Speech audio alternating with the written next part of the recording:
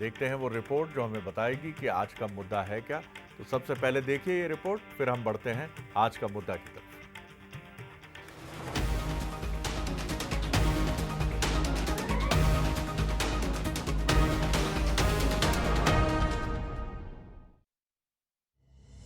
प्रधानमंत्री नरेंद्र मोदी ने मध्य प्रदेश में लोकसभा चुनाव प्रचार के दौरान ये बात कही थी, जो अब सच साबित होने जा रही है।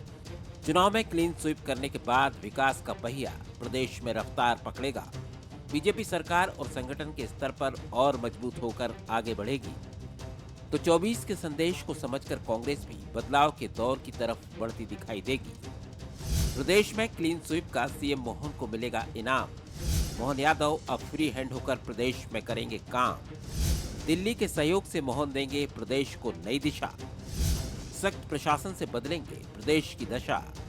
रफ्तार पकड़ेगी प्रदेश की विकास की गाड़ी। वीडी शर्मा को भी मिल सकती है केंद्र में बड़ी जिम्मेदारी। शिवराज सिंधिया का भी देश की सियासत में बढ़ेगा कद। हार के बाद कांग्रेस में भी बड़े स्तर पर हो सकते हैं बदलाव। कमलनाथ दिग्विजय संभाल सकते हैं केंद्रीय राजनीति में मोर्चा। जीतू पटवारी को लेकर भी हो सकता है बड़ा फैसला। हार को लेकर मंथन के बाद कांग्रेस करेगी परिवर्तन। जीत हार का असर मध्य प्रदेश की सियासत में अगले कुछ दिनों में साफ दिखाई देगा। फिलहाल इसको लेकर दोनों तरफ से सधी हुई बयानबाजी हो रही है। देखिए, भारतीय जनता पार्टी एक जीवंत संगठन है और इसमें जो भी कार्यकर्ता काम करता है उस कार्यकर्ता के काम का मूल्यांकन करके हमारा केंद्रीय नेतृत्व तय करता है कि किस कार्यकर्ता के पास क्या जिम्मेदारी होनी चाहिए। तो इस लिहाज से मुझे लगता है कि हमको इंतजार करना चाहिए। निश्चित रूप से जो बेहतर पार्टी को लगेगा, क्योंकि लगातार चलने वाला संगठन है, तो इसमें क्या बेहतर हो सकता है वैसा केंद्रीय नेतृत्व के निर्देश पर होगा। देखिए, अभी पार्टी में उच्च स्तरीय विचार विमर्श होगा, सभी बड़े नेता बैठेंगे और मैं समझता हूँ दिग्विजय सिंह जी और कमलनाथ जी हमारे सबसे वरिष्ठतम नेता हैं।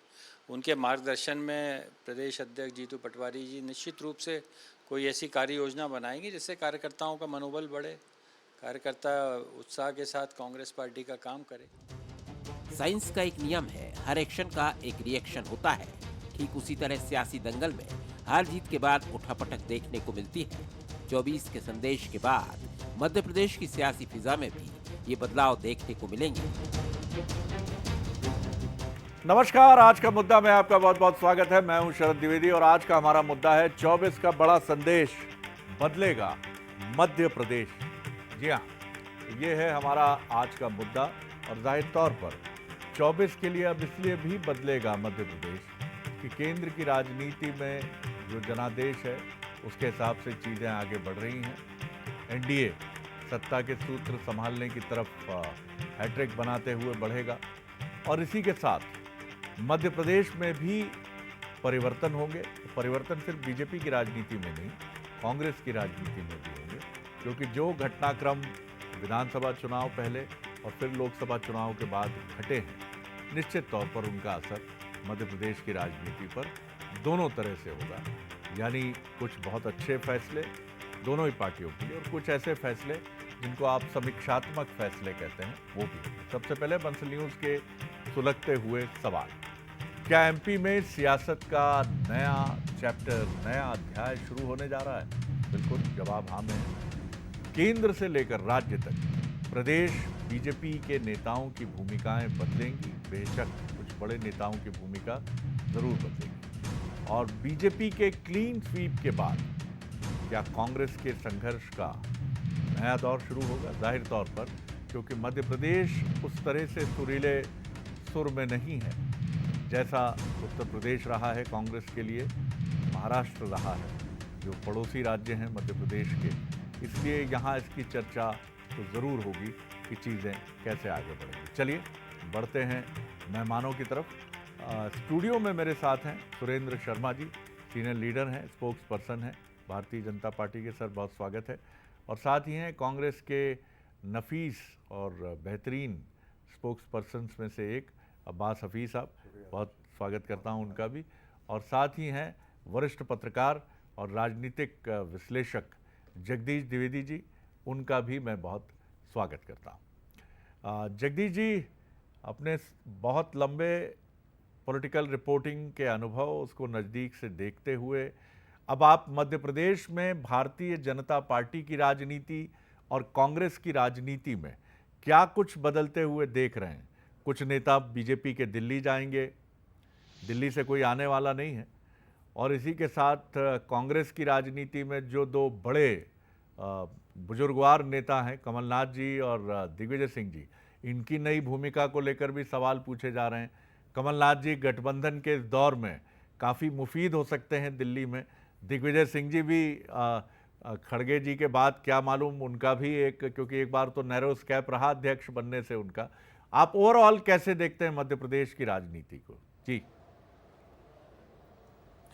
शरद जी, सबसे पहले तो मध्य प्रदेश में कमलनाथ और दिग्विजय सिंह, क्योंकि मध्य प्रदेश में कांग्रेस की जो हालत हुई है वो अब तक का उनका सबसे खराब दौर है। बीजेपी कमलनाथ और बीजेपी का सबसे अच्छा। वोट परसेंटेज घटना उतना महत्वपूर्ण नहीं है। जब कोई राजनीतिक दल जीतता है तो वोट परसेंटेज नीचे जाता है। कांग्रेस का विधानसभा से भी नीचे चला गया वोट परसेंटेज। लेकिन जो सबसे बड़ी पार्टी की चिंता का विषय है वो ये है कि कार्यकर्ताओं को रिचार्ज कैसे आप करोगे। लोकसभा चुनाव ऐसे नहीं हार गए आप। लोकसभा चुनाव में कोई बीजेपी की बहुत बड़ी लहर नहीं चल रही थी। मोदी की गारंटी थी, तो मोदी की गारंटी जैसी मध्य प्रदेश में थी वैसी पूरे देश में थी। तो पूरे देश जैसे जो परिणाम मध्य प्रदेश में मिले वो परिणाम जो है अनपेक्षित थे, बीजेपी के लिए भी अनपेक्षित थे। उसका सिर्फ मैं यहां बीजेपी के क्लीन स्वीप को बीजेपी की जीत से ज्यादा कांग्रेस की कमजोरी और कांग्रेस की हार मानता हूं, क्योंकि पूरे मन से मैदान में चुनाव ही नहीं लड़ पाए। एक चीज। दूसरी चीज ये कि जिन नेताओं की आप बात कर रहे हैं, जिनकी भूमिका की बात कर रहे हैं, मेरा तो मानना है कि अब कांग्रेस की राजनीति में भी पार्श्व का हिस्सा हो जाना चाहिए थे। एक नेता अपने पुत्र के मुंह में छिंदवाड़ा से बाहर नहीं निकल पाए, एक को आपने लोकसभा चुनाव में उतार दिया, वो राजगढ़ से बाहर नहीं निकल पाए। जो दूसरे नेता थे वो लगातार दौरे कर नहीं पाए। आप देखिए ना, आप तुलनात्मक रूप से देख लीजिए, उमंग सिंगार को आपने नेता प्रतिपक्ष बनाया, जीतू पटवारी को प्रदेश अध्यक्ष बनाया। दोनों के दौरे आप निकाल लीजिए, बीडी शर्मा के दौरे निकाल लीजिए, मुख्यमंत्री डॉक्टर मोहन यादव के दौरे निकाल लीजिए और बाकी नेताओं के दौरे निकाल लीजिए। चुनाव एकजुटता से लड़े जाते हैं। एक व्यक्ति जो बहुत सीनियर है, कैलाश विजयवर्गीय जैसा व्यक्ति, सिर्फ और सिर्फ छिंदवाड़ा में डटा था कमलनाथ को हराने के लिए। आपके यहां से कोई ऐसे प्रयास नहीं हुए कि अगर कांग्रेस को रिवाइव करना है तो उसे भाजपा से कुछ मायनों में शिक्षा भी लेनी पड़ेगी। ठीक है, हर शिक्षा अच्छी नहीं होती, लेकिन संगठन की शिक्षा तो कम से कम आप उससे लें। बिल्कुल। आपके पास कार्यकर्ताओं की बीजेपी में अच्छी आप फौज क्या है देखते हैं शरद जी। जगदीश जी? बीजेपी में आप ठीक कह रहे हैं, बीजेपी में आप क्या घटता हुआ देख रहे हैं? जी जी मैं आपसे यही कहना चाह रहा हूं, देखिए बीजेपी में गुटबाजी बढ़ेगी, देखते जाना आप। क्यों? क्योंकि कांग्रेस से जो लोग आए हैं ये अपना हिस्सा मांगेंगे, लेकिन कांग्रेस के लिए सबक लेने का समय है। अगर पार्टी हाईकमान ने मध्य प्रदेश में पार्टी को इस समय नहीं संभाला तो ये पार्टी और नीचे चली जाएगी। चलो जी, लोकसभा चुनाव के बाद कार्यकर्ता और टूट गया है। तो जो दो चीजें मैं देख रहा हूं, वो एक जो आप दिल्ली जाने की बात कर रहे हो, मैं इसको दिल्ली नहीं मान रहा। अभी बीजेपी के लिए चुनौतियों का समय आएगा। इसलिए आएगा कि आपने लोग तो भर लिए, उनका हिस्सा कहां से देंगे आप उनको, और वो हिस्सा मांगेंगे। क्योंकि वो हिस्सा वाले मांगने वाले जो लोग हैं वो कमजोर कड़ी नहीं है, वो ताकतवर लोग हैं। कई बार के विधायक हैं, मंत्री हैं, केंद्रीय मंत्री हैं और अपने समर्थकों के साथ आए हैं। ऐसे में मूल कार्यकर्ता और जो थोक में 10,000 आ गए हैं विधानसभा से लोकसभा के बीच में, इनमें टकराव होना था। टकराव पहले से नहीं चल रहा है, कारण उसके सामने आए हैं। आप देख लीजिए, ग्वालियर और मुरैना की जीत ये बताती है कि ये कहीं ना कहीं मूल कार्यकर्ता, वो आयातित कार्यकर्ता का भी फल मिला है। जी जी अब्बास हफीज साहब जी, मैं लौटता हूं आपकी तरफ। अब्बास हफीज साहब, सवाल ये अहम है कि जैसा जगदीश जी कह रहे हैं, आपकी नाइत्तेफाकी उससे हो सकती है जाहिर तौर पर, लेकिन ये बात तो सही है कि उत्तर प्रदेश की सीमाएं लगी हैं मध्य प्रदेश से, महाराष्ट्र की सीमाएं लगी हैं मध्य प्रदेश से। वहाँ जो हवाएं बह रही थीं, जो भारतीय जनता पार्टी के लिए बहुत अनुकूल नहीं थीं, और उत्तर प्रदेश ने तो एक तरह से पूरा गेम चेंजर ही रहा जिस तरह से। तो आपने क्या किया मध्य प्रदेश में? वो हवाएं यहाँ क्यों नहीं आ पाई? देखिए शरद जी, दो बातें हैं। पहली तो यह है कि शायद जितना हमने गेन किया है नेशनल लेवल के ऊपर, और ये पूरे देश का चुनाव था, जाहिर सी बात है कहीं कम कहीं ज़्यादा होगा। उससे बड़ी चिंता का विषय बीजेपी के लिए है कि वो जो अहंकार में डूब के चल रही थी, 272 का आंकड़ा पार करने वाला, वो नहीं कर पाई। ये मैंडेट पूरी तरह से भाजपा के पक्ष में भी नहीं था, चलिए, लेकिन प्रीपोल अलायंस था और वो सरकार बनाने के लिए स्वतंत्र हैं। उसमें उनको जिस भी तरह का जनादेश मिला, लेकिन उनके अहंकार के विपरीत मिला। हमारी बात अगर मध्य प्रदेश की देखें तो मध्य प्रदेश के बारे में बहुत सी बातें कही जा सकती हैं। जाहिर सी बात है, चिंतन मंथन का दौर होगा कि यहाँ पर क्या कमी रह गई। कई सीटें हमारी बसपा के वोट कटने से, जो आपने कहा सीमा के जो क्षेत्र हैं वहाँ पर, चाहे मुरैना हो, 50,000 55,000 की कमी थी और 1.5 लाख बीएसपी का जो कैंडिडेट था वो काट गया। वो स्वतंत्र है वो भी लड़ने को। मध्य प्रदेश में हमने 3-4 महीने पहले चुनाव देखे, चुनाव का सामना किया। अब वैसा राजस्थान ने भी किया, वहाँ के अलग परिप्रेक्ष्य थे। यहाँ पर बहुत सारी चीज़ें थी। मैं इसको साफगोई से कहूँगा, कार्यकर्ता भी थोड़ा सा पीछे हटा हुआ था और एक माहौल बनाने में दुष्प्रचार का भाजपा या उसके जो बाहर जो संगठन होते हैं वो ये सफल रहे कि साहब सरकार में आ ही नहीं सकते ये लोग। तो कहीं ना कहीं जो स्विंग वोटर था, वो स्विंग वोटर जो दूसरे राज्यों में, जिसका चुनाव अभी भी पेंडिंग है, महाराष्ट्र में 6 महीने बाद है, यूपी में 2-3 साल उसमें भी हैं, तो उसमें कहीं ना कहीं उसका जो फ़ायदा उनको मिला वो हमें नहीं मिला। यहाँ पर 3 महीने पहले एक बड़ा जनादेश मिला था इनको, जिस भी तरह से मिला उसके अलग बहस है, वो सारी चीज़ें हैं अपनी जगह। लेकिन कहाँ हम चूके, मध्य प्रदेश को तो आडवाणी जी ने भी बीजेपी के लिए बहुत मुफीद बताया है। और मध्य प्रदेश में जो डिलिमिटेशन है, मैं शुरू से कहता हूं कि वो कहीं ना कहीं आज की तारीख में इनके पक्ष में जाता है। हमने सबसे अच्छा अगर प्रदर्शन किया है 2009 में किया है, अभी ऑफ लेटली जितने भी वो हों। उसके बाद आज भी हमारी कई जगह पे हमने बढ़त हासिल करी थी, वहाँ हम सफल नहीं हो पाए, तो उस पर ज़रूर चिंता करेंगे। लेकिन जनादेश का जश्न मना लेना, जनादेश तो इनको भी नहीं मिला। ये भी सिंगल लार्जेस्ट पार्टी बन के आए, लेकिन बहुमत का आंकड़ा नहीं छू पाए। अब एक ऐसी सरकार चलानी है जहाँ पे बड़े बड़े ब्लैकमेलर्स बैठे हुए हैं जो बताएंगे कि क्या करिए, आज हमें बड़े बड़े पोर्टफोलियोज दीजिए, अपने पास रखते थे, अब हमको ये चाहिए, हमको वो चाहिए। वो सारे अहंकार की जो हार हुई है वो जनता ने देखा। और एक आखिरी बात जोड़ना चाहता हूँ, सुरेंद्र भाई बैठे हैं, बड़े वरिष्ठ हैं, बड़े मित्र हैं हम सबके, कि कम से कम कार्यकर्ताओं को संभालिए। वो अयोध्या वासियों को बुरा भला कह रहे हैं ट्विटर पे, सोशल मीडिया के ऊपर, कि आपने ये कर दिया, वो कर दिया। इन चीज़ों से हमें बचना चाहिए। बड़ा दिल दिखाइए, जिन्होंने वोट नहीं दिया, जिन्होंने मैंडेट में हिस्सा नहीं दिया, उनको भी स्वीकार कीजिए। सुरेंद्र जी, निश्चित तौर पर परिवर्तन प्रकृति का नियम है और मध्य प्रदेश में भी चेंजेस होंगे। वीडी शर्मा जी का कार्यकाल पूरा हो रहा है, उन्होंने विधानसभा में शानदार प्रदर्शन किया, लोकसभा में 29 की 29 सीटें केंद्र की झोली में डाली हैं, 29 कमल सौंपे हैं, तो उनका कद बढ़ेगा। जैसा हमने कहा अपनी रिपोर्ट में कि मुख्यमंत्री डॉक्टर मोहन यादव की सराहना होगी और उन्हें एक बहुत पूरा अनुकूल वातावरण काम करने का मिलेगा केंद्र से पूरी ताकत के साथ। शिवराज जी जाएंगे दिल्ली, और भी 2-1 नेता जा सकते हैं। लेकिन ये जो बातें हैं कि आप जिनको लेकर आए हैं, जगदीश जी जो कह रहे थे, अब उनको वो ये सारे हाथ काम मांगेंगे और आपसे कहेंगे बताइए भैया अब हम क्या करें, अब हमें क्या जिम्मेदारी दी जा रही है। उसका कोई प्लान होगा ही, लेकिन अगर कुछ हो तो स्पष्ट कीजिए इसको। जी देखिए शरद जी, पहले तो मैं मध्य प्रदेश की जनता का आभार व्यक्त करना चाहूँगा। कांग्रेस जीरो और भाजपा हीरो, ये मध्य प्रदेश ने दिखा दिया है। और देश का दिल भगवा है, ये भी मध्य प्रदेश ने दिखा दिया है। निश्चित तौर पर हमने एक बड़ा लक्ष्य लिया था और हमारे माननीय मुख्यमंत्री मोहन यादव जी, माननीय प्रदेश अध्यक्ष बीडी शर्मा जी और सारे कार्यकर्ताओं ने, प्रदेश से लेकर बूथ तक के कार्यकर्ताओं ने जो मेहनत की, उसका परिणाम आज सामने है। पिछले लोकसभा चुनाव में हमको 54% वोट मिले थे, इस बार 59%, 60% लगभग मिला है। कांग्रेस 44 पे थी, इस बार वो 32 पर आ गई है। तो निश्चित तौर पर इतना बड़ा वोट परसेंटेज भी बढ़ना, ये भारतीय जनता पार्टी की बड़ी उपलब्धि है। आपने कहा कि जो लोग आए हैं उनको काम मिलेगा, तो भारतीय जनता पार्टी में तो परंपरा है, हर काम के लिए कार्यकर्ता, हर कार्यकर्ता के लिए काम, और जितने भी आ जाएं उनके लिए भी काम हमारे पास है। किसी को बूथ पर होगा, किसी को मंडल पर होगा, किसी को जिले में होगा, किसी को संगठन में होगा, किसी को सत्ता में होगा। काम करने ना तो हमारे पास काम की कमी है, ना काम करने वाले कार्यकर्ताओं की कमी है। हाँ, इतना जरूर है कि भारतीय जनता पार्टी में जो संगठन का आदेश होता है उसका पालन हर कार्यकर्ता करता है। इस बांसुरी से वही स्वर निकलेगा जो बजाने वाला चाहेगा। संगठन का आदेश हर कार्यकर्ता मानता है और फिर लगेंगे। और अभी तो 28, 29 और 34 और 47 तक की हमारी तैयारी है। निश्चित तौर पर भाजपा मध्य प्रदेश में और नया आयाम गढ़ेगी। और एक बात और विनम्रता के साथ मैं कहना चाहता हूं, अब्बास भाई ने कहा सोशल मीडिया बहुत सारी टिप्पणियां मैं देख रहा हूं, मैंने भी उसमें कहा है कि निश्चित तौर पर हार जीत चलती रहती है, उसको हम विनम्रता के साथ स्वीकारते हैं और सबका सम्मान करिए। जिसने हमको वोट नहीं दिया वो भी हमारा है, जिसने दिया वो भी हमारा है। इस भाव के साथ हम आगे बढ़ रहे हैं और आगे हम बढ़ते जाएंगे। जी बोलिए कि वो बूथ पे बैठने के लिए नहीं आए हैं, वो तो सत्ता का हिस्सा लेने के लिए आए हैं आपसे। आप उनको बूथ पे बैठाएं, आप उनको रैलीज में भेजें तो वो कहीं नहीं जाएंगे। वो कोई आपके बचपन के कार्यकर्ता नहीं है। अब्बास जी का सुरेंद्र जी बड़ा प्रेम है, आखिर इनके पुराने सब मित्र और परिवार के लोग हैं, बड़े चिंतित हैं उनके मुस्तकबिल को लेके हो।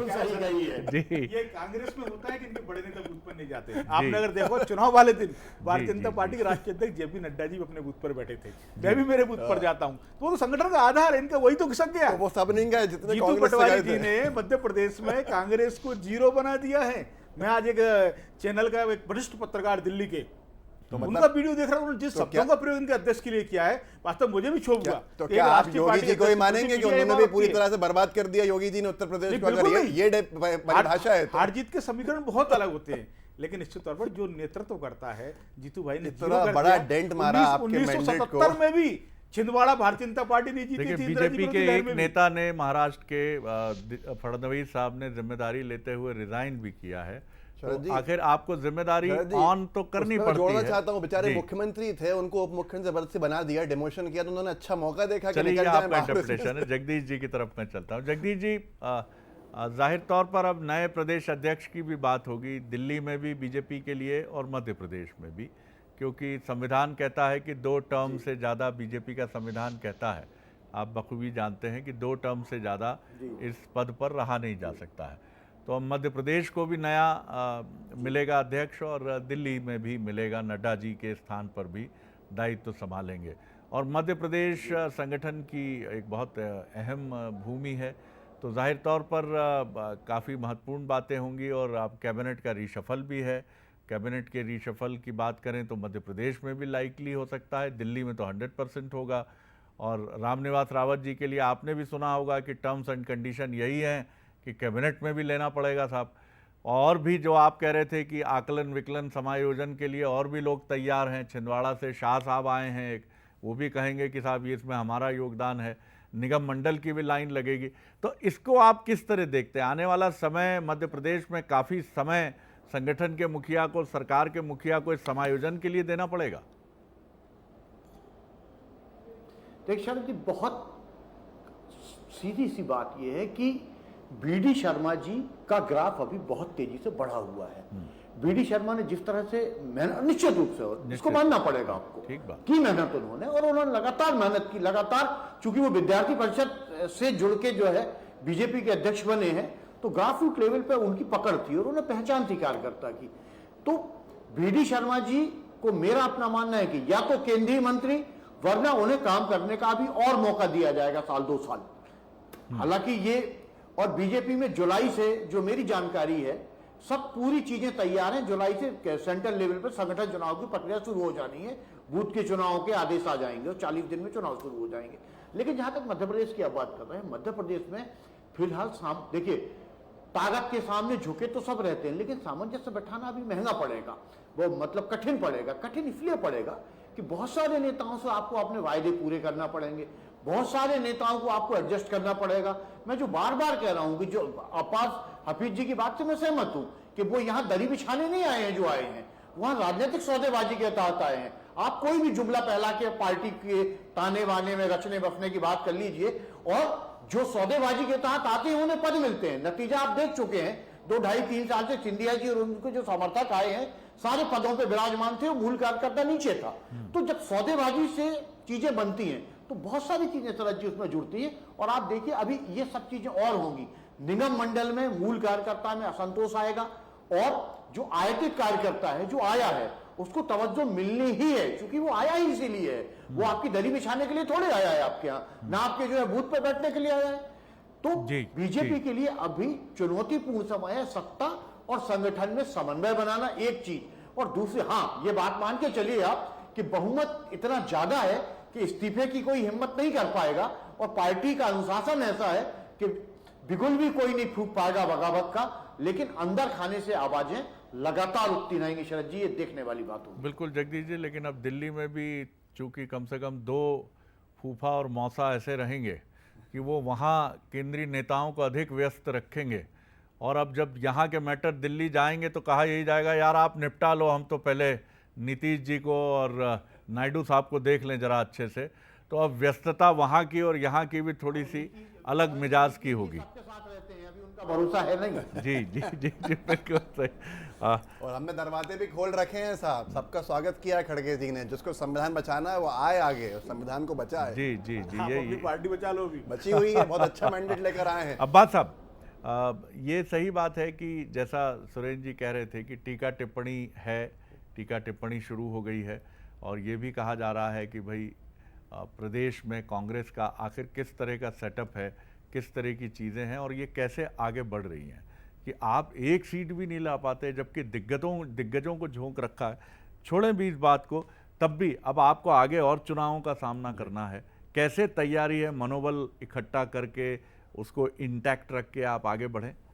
शरद जी, जो हमारा 2019 में वोट शेयर था उसके आसपास ही आज भी हासिल करने में सफल हुए हैं, या यूँ कह लीजिए कि वहीं रह गए हैं।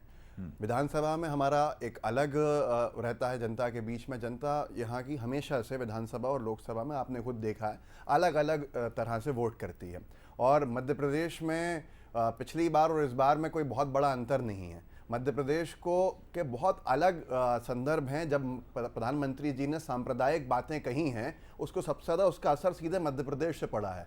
उसका असर उत्तर प्रदेश पे नहीं पड़ा, उसका असर राजस्थान पे नहीं पड़ा, लेकिन यहाँ सांप्रदायिक मुद्दे बहुत तेजी के साथ गए और दुष्प्रचार हुआ और एक माहौल बनाया कि इंडिया अलायंस कुछ नहीं कर सकता है, और शायद हम जनता को कन्विंस करने में कहीं ना कहीं चूक गए जो हम दूसरे राज्यों में कर पाए। तो वो जो चीज़ें हैं, जाहिर सी बात है, उन चिंतन मंथन के दौर से गुजरेंगे। हमारे नवीन प्रदेश अध्यक्ष जो हैं जीतू पटवारी जी, वो अभी शुरुआती दौर में हैं, उन्होंने बहुत सी चीज़ें समझी हैं और वो हम अपने नेतृत्व में आगे बढ़ने को बहुत कम वक्त है, लेकिन फिर भी आप किस तरह देखते हैं बीजेपी के जो चैलेंजेस हैं? चैलेंजेस कभी ख़त्म नहीं होते, आप जानते हैं। जीवन हो, पार्टी हो, संगठन हो, सकारात्मक स्थितियां हो, वो भी चुनौती बनती हैं, और नकारात्मक तो चुनौती हैं ही। जी देखिए, चुनौतियों को सकारात्मक ढंग से निपटना हमको आता है, और निश्चित तौर पर ऐसी कोई चुनौती नहीं है। हमारे लिए तो अवसर है मध्य प्रदेश के विकास का, जनता की सेवा का। प्रधानमंत्री जी को और देश को हमने जब 29 कमल दिए हैं, तो जहाँ कमल होता है वहाँ लक्ष्मी होती है, लक्ष्मी तो विकास होता है। तो नीमच से लेकर छिंदवाड़ा तक और मुरैना से लेकर बैतूल तक और खंडवा तक निश्चित तौर पर केंद्र सरकार के सहयोग से मध्य प्रदेश को और आगे ले जाएंगे। और हमारे ब्रह्मा विष्णु महेश, माननीय मोहन जी, वी.डी. शर्मा जी, बिहार और आंध्रा न ले जाए, मध्य प्रदेश को मध्य प्रदेश ही रहेगा, स्वर्णिम मध्य प्रदेश बनेगा। हम भी आपके साथ संघर्ष करेंगे कि मध्य प्रदेश को भी मिले। पट्टावाद से कैसे मुक्त होंगे, परिवारवाद से कैसे तो आपके लिए संघर्ष है कितना बड़ा, आपको जो झेलना है, क्षेत्रवाद झेलना है आपको। प्रधानमंत्री जी बिहार, चलिए सुरेंद्र जी, बहुत धन्यवाद, बहुत धन्यवाद। अब्बास हफीज साहब, बहुत धन्यवाद। जगदीश द्विवेदी जी, बेशक ये कहा जा सकता है कि मुश्किलें हैं कांग्रेस की अगर हम बात करें, और अगर हम बात करें भारतीय जनता पार्टी की, तो निश्चित तौर पर गठबंधन की चुनौतियां हैं, लेकिन भारतीय जनता पार्टी एक ऐसी पार्टी है जो चुनौतियों का सामना करती है, आगे बढ़ती है, और निश्चित तौर पर ये 10 साल बाद गठबंधन की एक चुनौती है, उसका भी सामना करेगी। लेकिन मध्य प्रदेश की राजनीति पर केंद्र की राजनीति का भी असर होगा, और जो नतीजे आए हैं लोकसभा चुनाव के और उसके पहले विधानसभा चुनाव के, ये नतीजे भी असर डालेंगे, और इसका असर यहाँ के नेताओं पर सकारात्मक रूप से ही होगा, और इस परिप्रेक्ष्य में भी होगा कि कई जगह करेक्टिव मेजर्स भी, खासतौर से कांग्रेस की अगर हम बात करें, तो आपको देखने के लिए मिल सकते हैं। आगे देखिए छत्तीसगढ़ आज का मुद्दा, बाहरी हुए बाहर, सहयोगी ललित के साथ। मुझे दीजिए इजाज़त, नमस्कार।